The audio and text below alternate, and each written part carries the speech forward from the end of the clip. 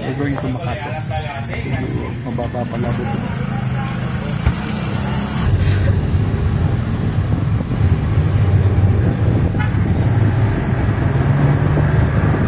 So we just bought a very nice hat for 70 pesos. Ano lang yan, ganda. Sakto sa size ko. Dito sa...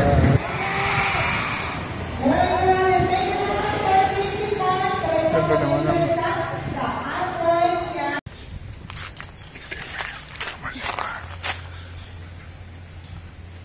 Ganda pala niya.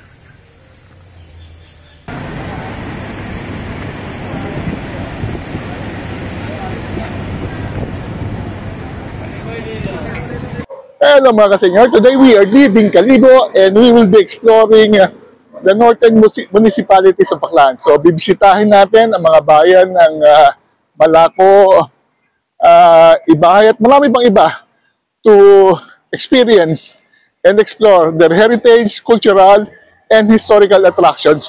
Ibiyahe tayo using buses and other form of public transportation. Tara na! Biyahe na tayo sa northern Baclan at puntahan ang magagandang attractions dito. Let's go!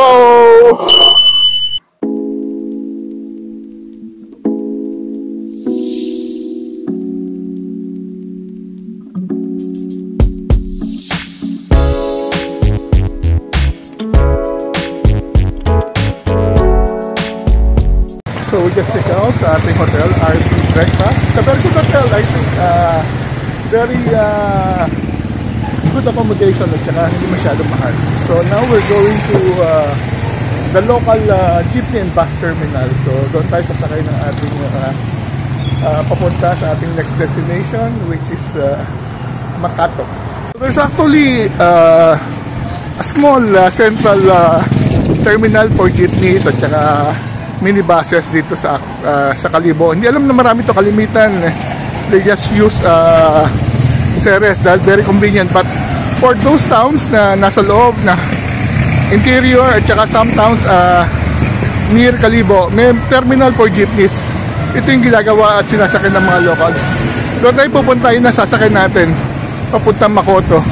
Our first time na bibisitahin natin ngayong araw na to. Mapapansin nyo yung mga tricycle dito are color coded. Merong purple, merong green. Kaya depende kung saan yung terminal nila, but pwede silang paparahin kahit saan nyo gusto pumunta.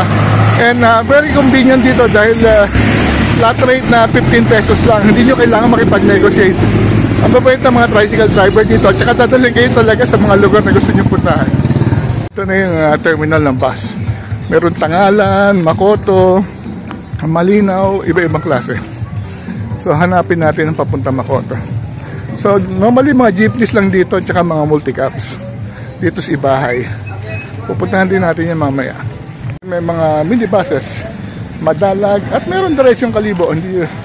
I think mas mura kasi ito compared sa Ceres. At dahil sumakay na kayo dito, almost direct siya. So ito yung Malinaw. So ang sasakyan natin ay Makati. Ito Makati. So may Makati at may Tangalan. Pupuntahan din natin mamaya Tangalan, Makati, pero ngayon Makati muna tayo. Makati. Makati to? Makati? Okay. Makati. So we're going to Makati. Mababa pala dito. 20 pesos ang papasahe. For senior, 25 for regular. Kaya pila ko na WhatsApp yan.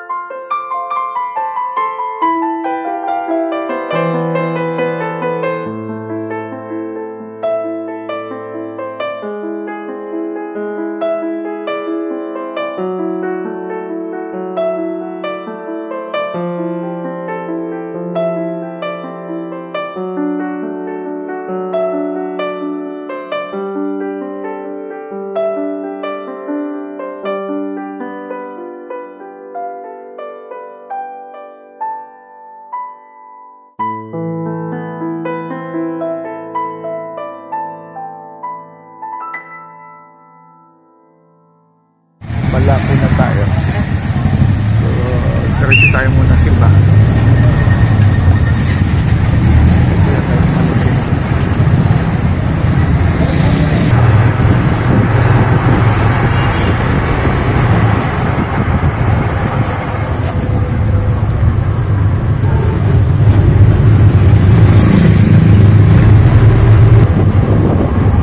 Dito na lang, kuya. Thank you. So we just arrived at Malaco, yung sinakay natin. Multi-cab, dito tayo bumaba sa may lapit na pasimbahan. So let's start exploring the municipality of Malaco. Dito tayo sa kabila na simbahan. Ito rin naman dumadaan yung mga buses going to Katiklan. Pero sinusubukan natin yung mga local transportation. Lumang malaking tangke. Water. And then ito na yung simbahan. Ganda ng layout ng plaza. Napaka-sprawling niya.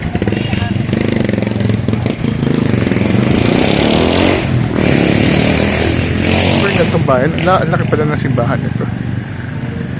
Kung merong activity dahil ngayon is May 31, dito sa lugar na ito may mga Flores de Mayo sila. Not the usual Flores de Mayo na nakikita natin sa Manila, but these are school kids na nag-o-offer ng bulaklak Flores sa Virgin Mary. So baka meron din tayo makita.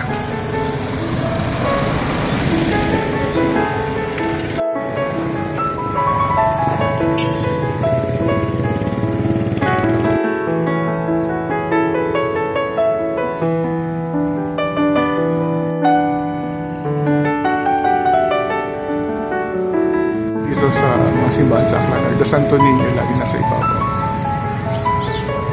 Ganda ng kanyang pinto, napakamasin.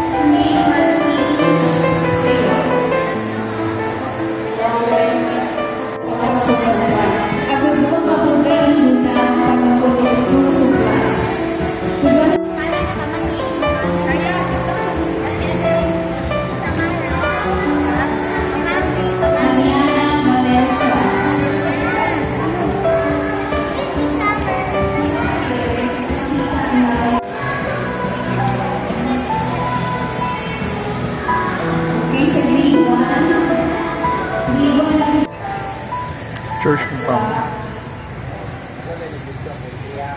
It's a plaza. Huge balete tree.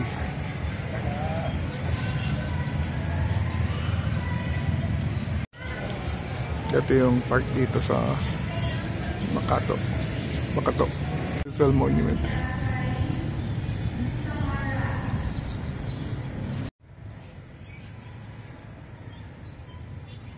This monument was erected in 1924, so over 100 years old, sayang napapabayaan.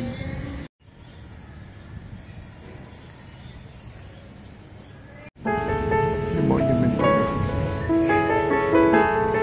Ito.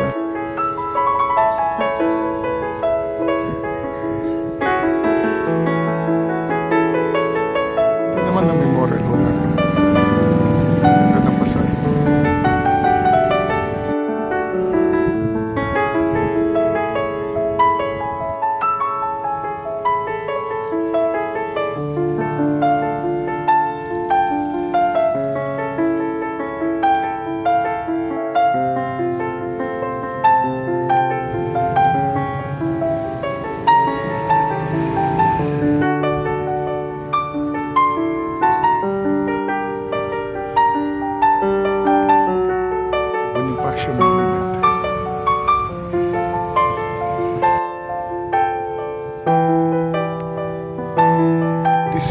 original Town Hall of Makati.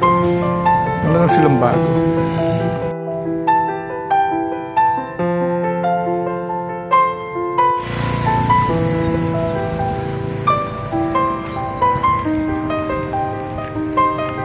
May flagpole to dati. Sira na lang.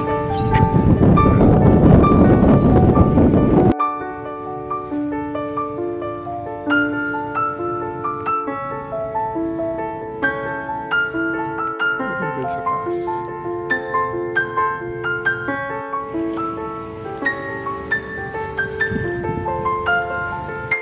So ito yung bagong munisipyo ngayon ng Makati. Nakita natin kanina yung luma.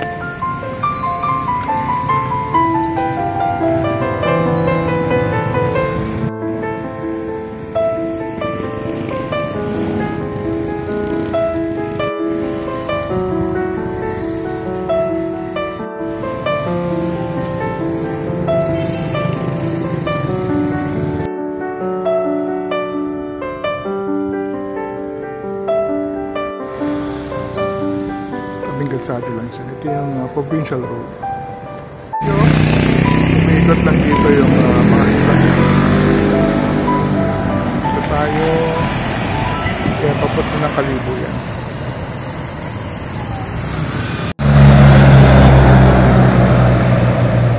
Papunta namang only 9 kilometers from Kalibo. Then meron isang lumang water tank. Pre-war pa siguro.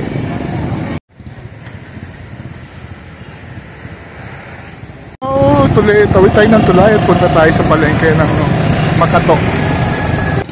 Ito yung mukhang mangrove din siya.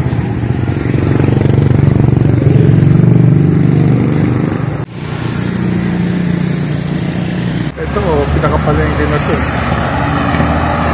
Sa kabila lang na to. So si 7-Eleven na pasok na yung maliliit na bahay tulad ng Makato. Ito na yung palengke. Kasi maraming na. Okay. Ang natindang saging sure repair pala. Yung 7-Eleven.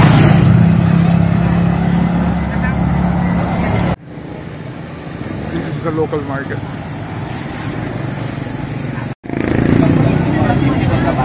Makato, public market.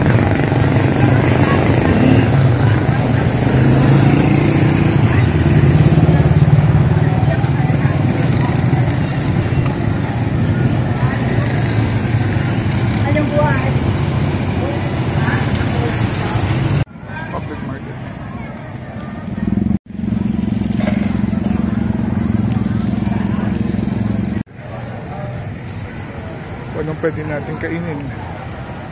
Mais.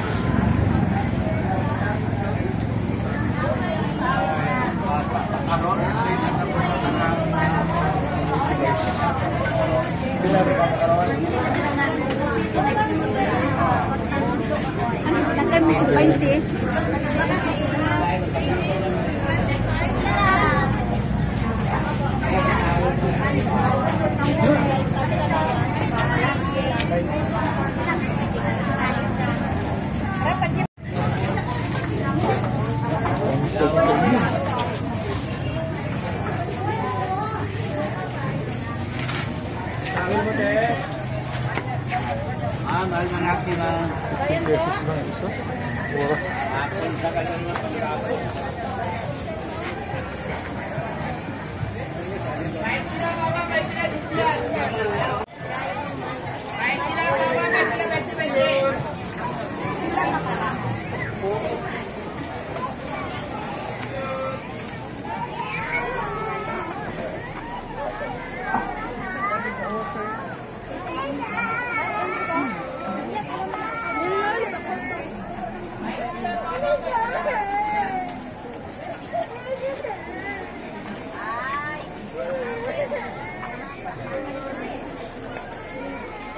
Sa Makato, we decided to buy nilaga mais. 3 piraso, 25 pesos. At mukhang sikat yung kalamansigus dito. 20 pesos malamig. So kahit merienda muna tayo.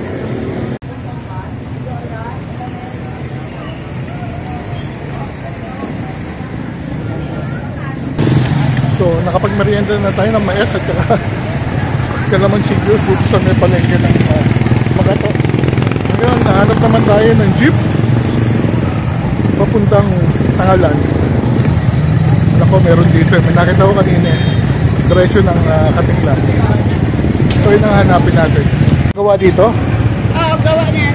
Gawa dito sa Magato. Oo, nabas yan gawa. Nabas, patimba niya ito. Sige, kunin ko to. Bagay ba? So we just bought a very nice hat for 70 pesos. Ganda niya, ganda. Sakto sa size ko. Dito sa gawa daw nabas. So, malamig. Actually, malamig siya talaga. So, ito kay jeepney. Tangalan.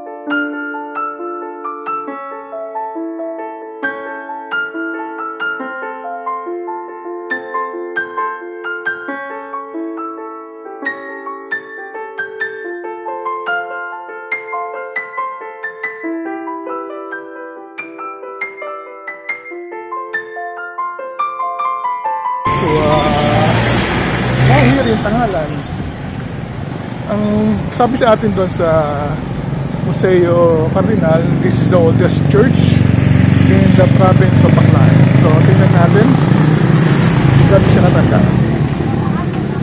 Nakikita ko na yung simba, nasa dulo ng kalsada dito, Ontiveros Street.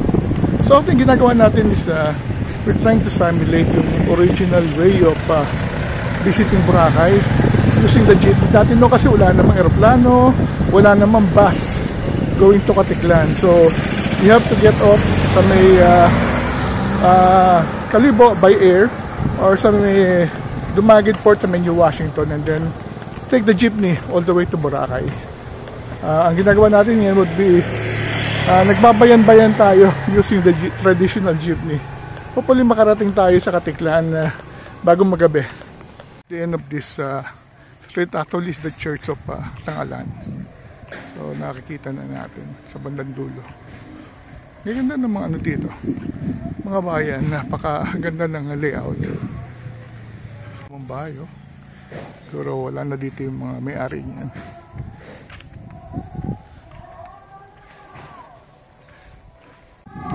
Malapit na tayo. Nasa kaliwa yung ano, kanilang sports and cultural center sa kay munisipyo. Mamaya puntahan natin yan. This area is parang ito yung poblasyon. So nandito lahat.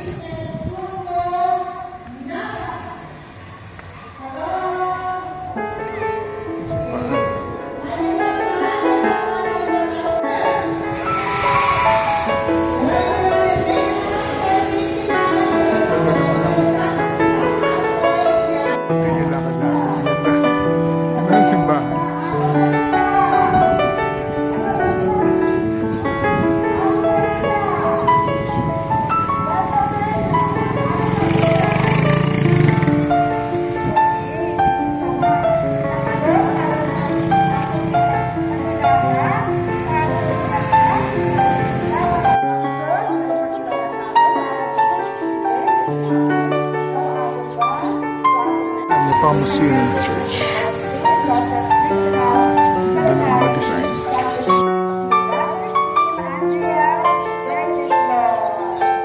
1889, so may mas matanda pa pala sa kanya. Sabi lang na this the oldest, hindi naman pala.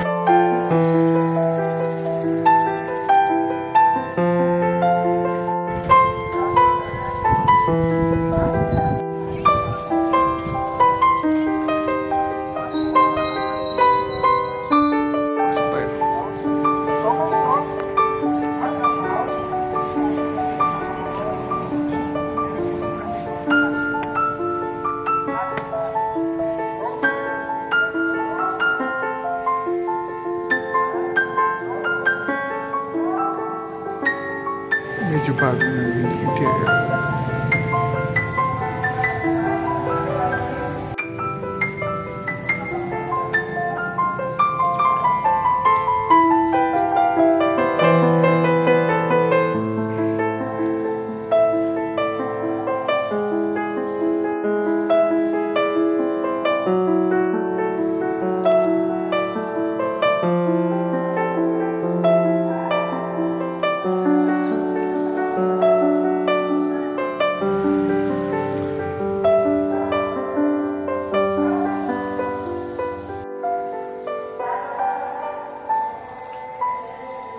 Ito yung plaza may Plaza Rizal. Lahat naman ng plaza sa buong Pilipinas sinatawag na Plaza Rizal. And then may nakalagay na Bog na It pangalan. So, yung monumento ni Rizal.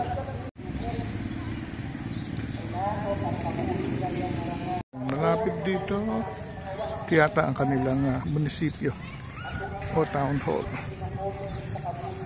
Katabi lang siya ng simbahan. So ito.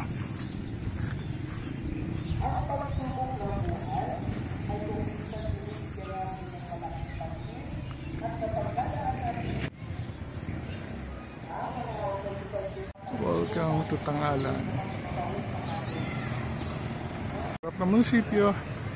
Ayan, monumento ni Jose Rizal.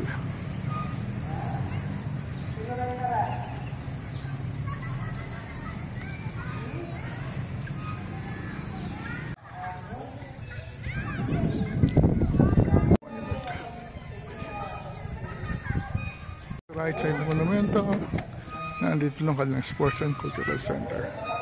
Para may activity ngayon. Ito yung mga bata naglalaro.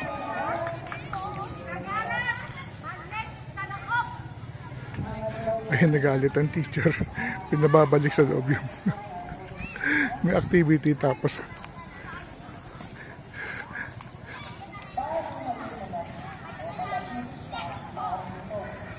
ito yung kanilang cultural center.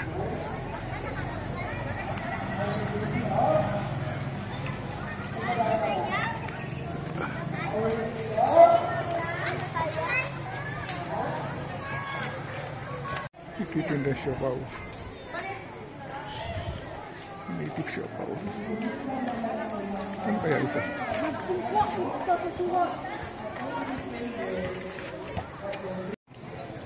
Magkano ate siopaw? Sir? Magkano siopaw? 10, sir. 10 piso? Ano pabili isa? Isa, sir. Uy, bagong luto. Ketchup, sir. Ha? Ketchup. Ano iba? May hot sauce ba? Okay, sir. Hot sauce, sige. 10 pesos. Ba natin? Ay, baka sino ma? Parang... Eh, 10 pisong siopaw.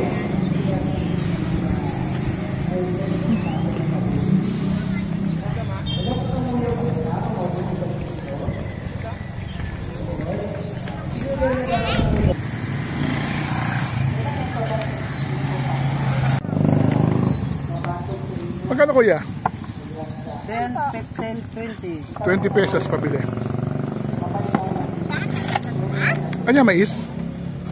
Yes, con yelo. Mais con yelo. Leche con yelo. Arroz. Lahat sila pa naman. Dami pala. Thank you. May gatas pa.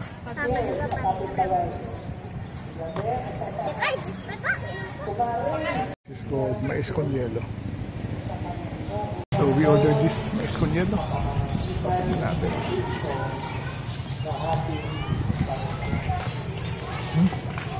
Sarap pa.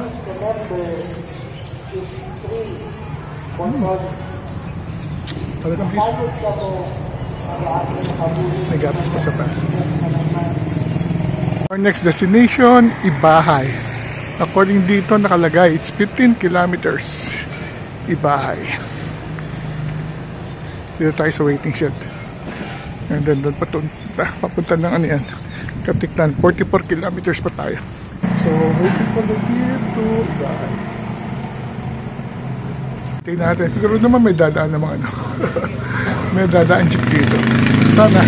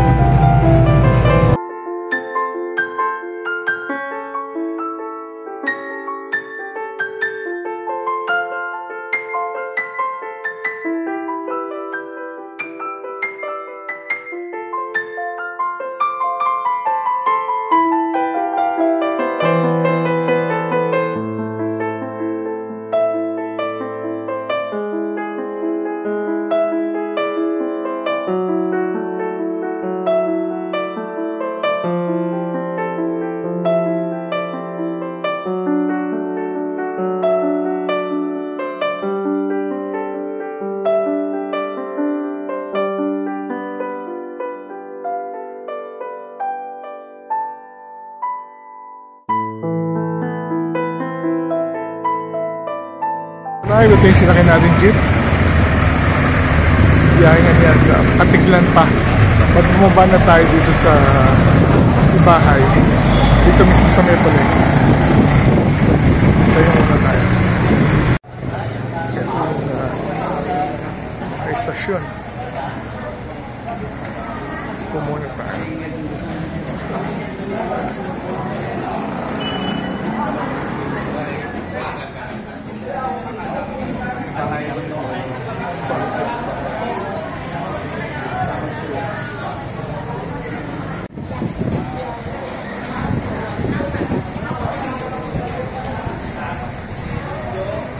So, dito na, dito sa Ibahay, nakaliway sa may palengke, dito rin pala yung terminal. So, ngayon pumunta tayo sa may simbahan. To walk, sabi 5 minutes daw, nandun na tayo sa may simbahan. Turn left daw dito. Ang kanilang palengke. Turn right daw dito.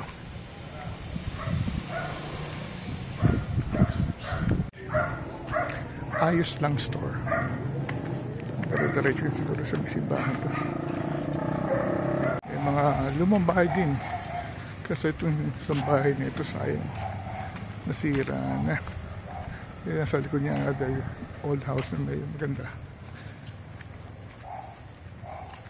Another old house.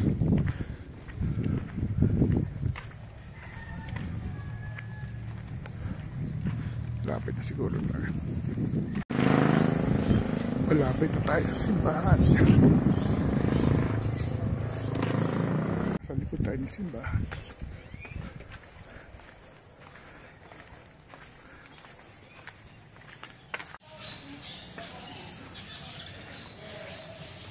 Sa likod tayo. Pasok ulit tayo namin. Tingnan lang natin labas. May malaking puno. May simbahan.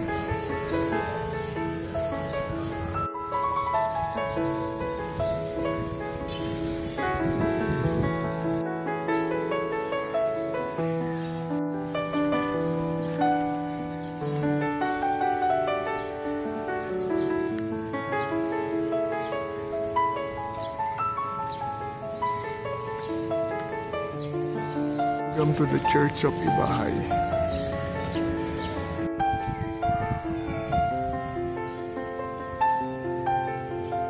St. Peter Church.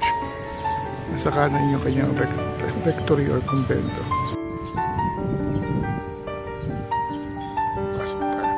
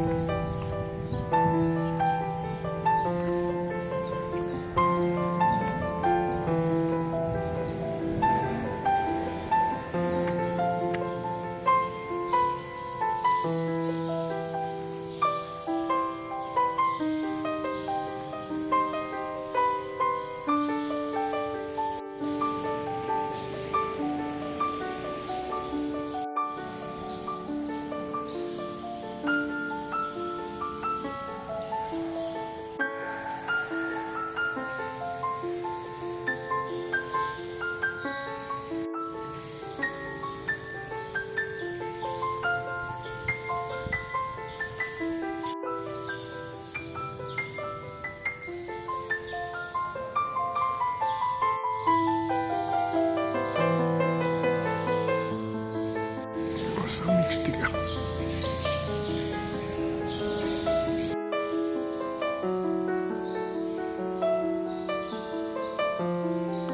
So nasa kaliwa na simbahan yung ruins ng lumang simbahan ng St. Peter. Ito yun, pasukin natin. Yung ruins ng lumang simbahan.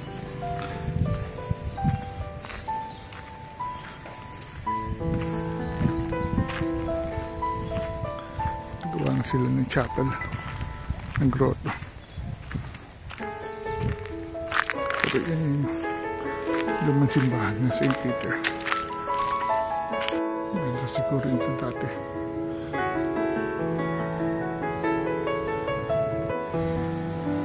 Yung lumang bato. Dito siguro yung altar.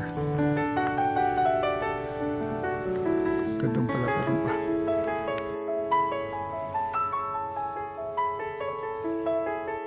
Details ng bato.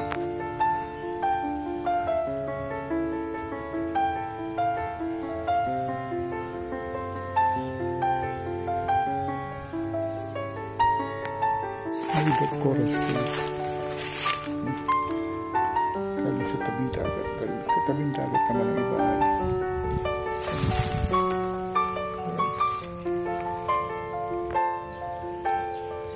Kabilang side.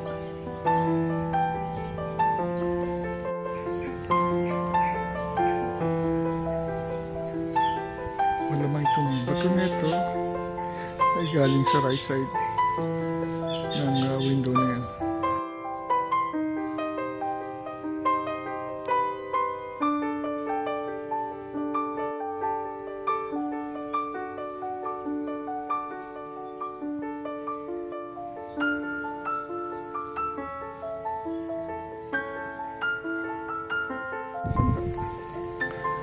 Pitak-pitak na.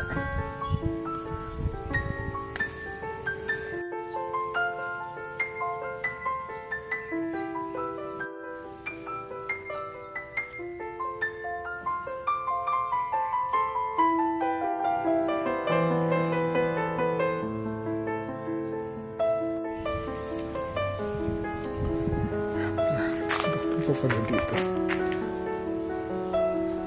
Yun ito, nakakapasok tayo sa likod.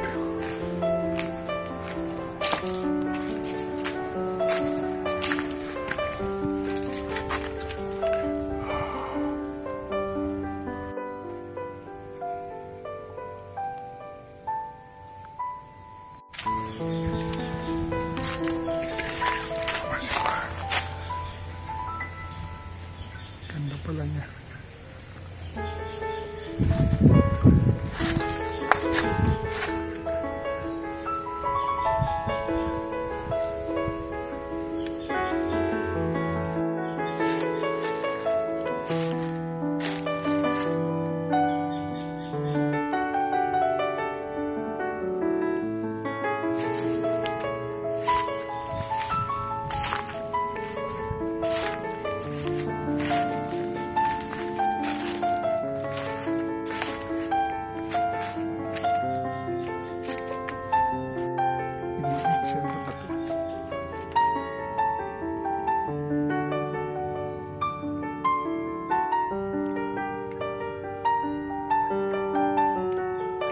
Puntahan na school. Yung mga lumang bato. Titingnan mo, haba pala niya. Ganda sa kabila. Yun. Katabi mismo talaga ng simbahan pala dito.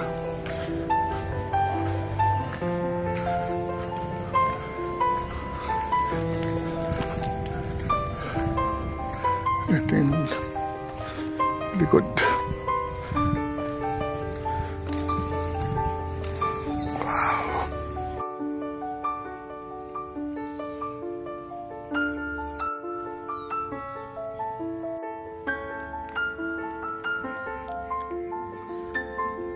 Napita na siya.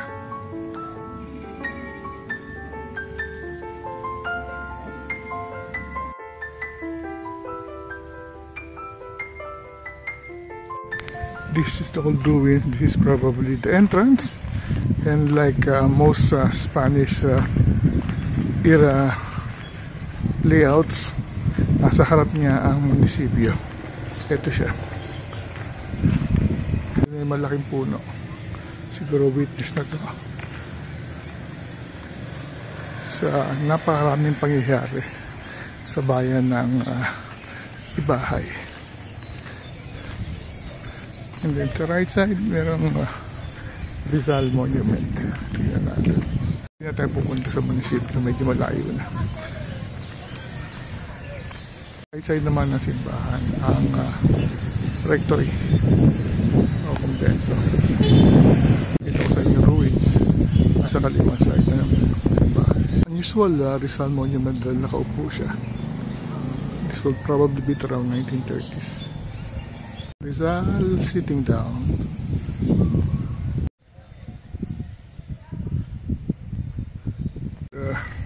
Agabaldon Central School of Ibahay. Agabaldon School, Central School ng Ibahay.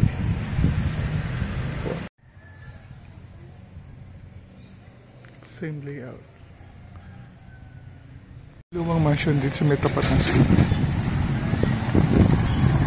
Kaya kwento yan, mga abandon na rin. Alos parang wala nang nakatala ng matagal na.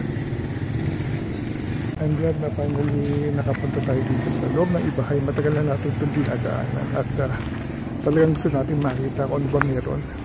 At talagang ang pakay ko dito is makita yung pinakalumang simbahan, yung ruins niya, at nakita natin sa kaliwang side pala yung current stage medyo bago na, but makikita mo kung matetrace mo doon sa ruins kung gaano ko ganda. And then ikot din natin yung Ibahay monumento na rin sa rectory at ibang pang attractions ng Ibahay. Another beautiful mansion dito sa Ibahay, kung abandoned na rin.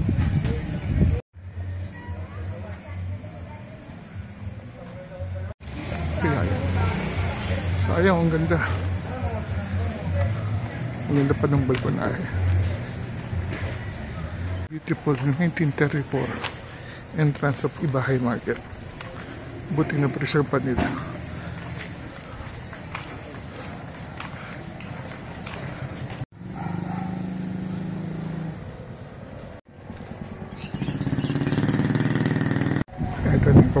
palengke.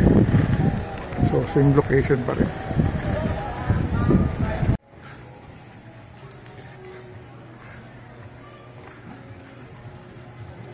So, balik ulit tayo sa palengke. At pahinga lang tayo ulit.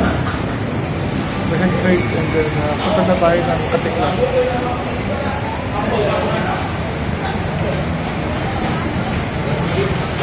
Hanap na tayo ng ating masasakyan pupuntang Katiklan.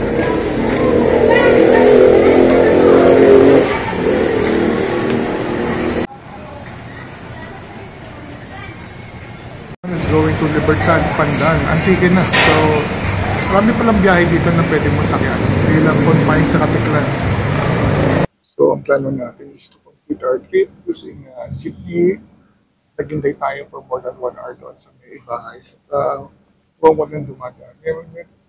Meron naman. Nagkataon na siguro na today walang bumibiyahe. Or yung iba nakita natin katid na nagkakaling trip. So we decided na sumakay na dito sa Ceres Bus. Ang ibahay to Katiklan. 53 pesos ang senior. Kamintang higro. Enjoy na lang tayo mag-relax at makahinga ng konti. Matulog. Pero hindi ko nakatotal maganda yung mga view along the way.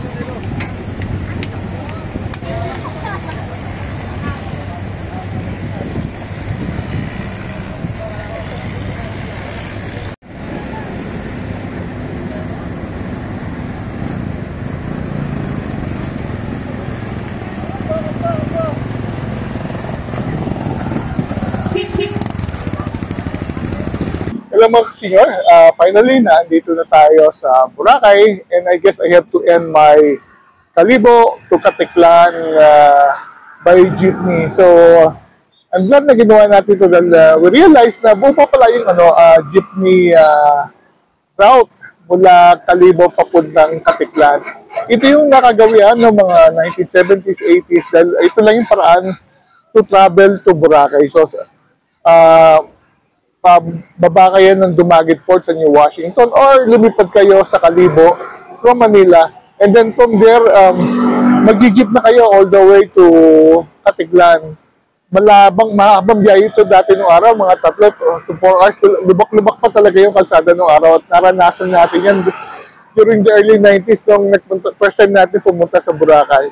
So anyway, meron palang central terminal sa Kalibo para sa mga jeepney na pumupunta ng Katiklan, Ibahay, Makato, Tangalan, at mga inner municipalities ng Aklan. So, malapit lang siya doon sa may tulay, sa may right side. Pasok lang kayo sa isang parang talipapa, nandoon yung terminal. So, ang ginawa natin, maaga tayong gumising, nag-breakfast tayo sa McDonald's, nag-check out na tayo doon sa tinutuluyan natin, and then nilakad na lang natin yung terminal. So, hinanap natin ay ang unang pupuntahan natin yung biyahe papuntang Makato.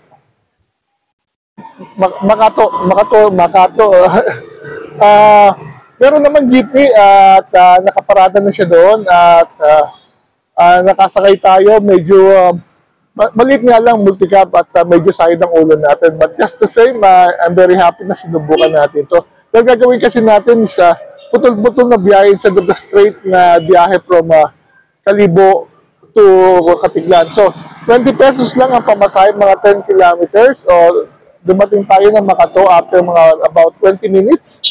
And then we started exploring Makato. Nakita natin yung kanyang napakaganda simbahan na inikot natin at nakita natin ang kanyang plaza, ang kanyang lumang munisipyo, ang estatwa ni Rizal at ang kanyang tinaguriang sports center. And then nagpunta tayo sa palengke, nakatikim tayo, bumili tayo ng mais na nilaga at kalamansi juice. And then nakita tayong sombrero. First time ko nakakita ng native sombrero na sakasya sa akin, malaking ulo. 70 pesos daw at ito'y gawang nabas. At nung Makato, sumakay ulit tayo ng jeepney, papunta naman sa Tangalan. So ang sabi, Tangalan daw isa sa mga pinakamatandang munisipalidad at nakita natin kung gaano ang ganda yung kasimbahan ng kanyang munisipyo at inikot din natin ang kanyang magandang plaza, estatwa uli ni Rizal. And then tinikman natin ang ilang pagkain na binebenta sa may plaza. Nakatikim tayo ng 10 pisong siopaw at 20 pesos na mais con yellow shake.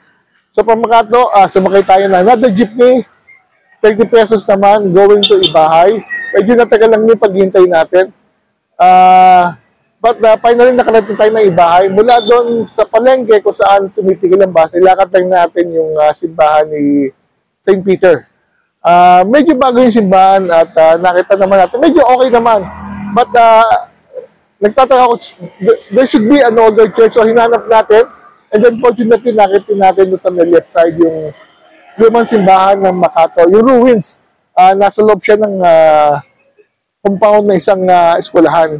So pinasok natin to at nakita natin na tinatrace natin kung supposedly kung gano'n ang ganda dapat yung simbahan. At I'm glad na nandun pa rin siya at hindi sinisira. Pero sana naman ayusin ang ruins at hindi pinamakan ng mga iba-ibang mga kono. No?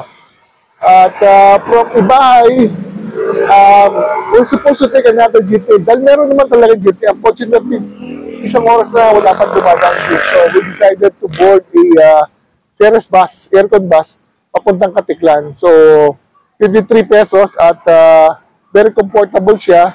Hindi na ako masyado nakapag-vlog dahil siguro sa pagod, nakatulog na lang ako at pagdating ko, halos nasa Katiklan na.